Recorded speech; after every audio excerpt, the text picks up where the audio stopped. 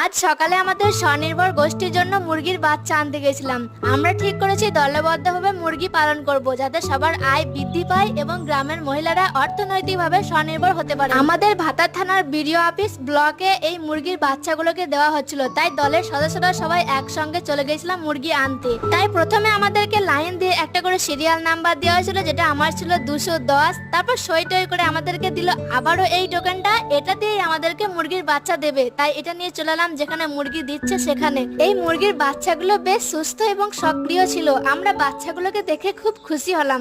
আর গোষ্ঠীর দলের এক একজনকে 10টি করে মুরগির বাচ্চা দেওয়া হয়েছিল। আর মুরগিগুলো দেওয়ার পর তাদের স্বাস্থ্যের জন্য প্রত্যেকটা মুরগির বাচ্চাকেই ভ্যাকসিন দিয়ে দিচ্ছিল। কিন্তু দুঃখের বিষয় হলো এটাই যে বাচ্চাগুলোর জন্য কোনো খাবার দাবার আমাদের গোষ্ঠীর সদস্যদেরকে দেওয়া হয়নি। যাই হোক, মুরগির বাচ্চাগুলোকে নিয়ে চলে এলাম বাড়ি। আর আজকে মিনি ব্লগটা ছিল এই পর্যন্তই। দেখা হচ্ছে নেক্সট ভিডিওতে। ততক্ষণ ভালো থেকো।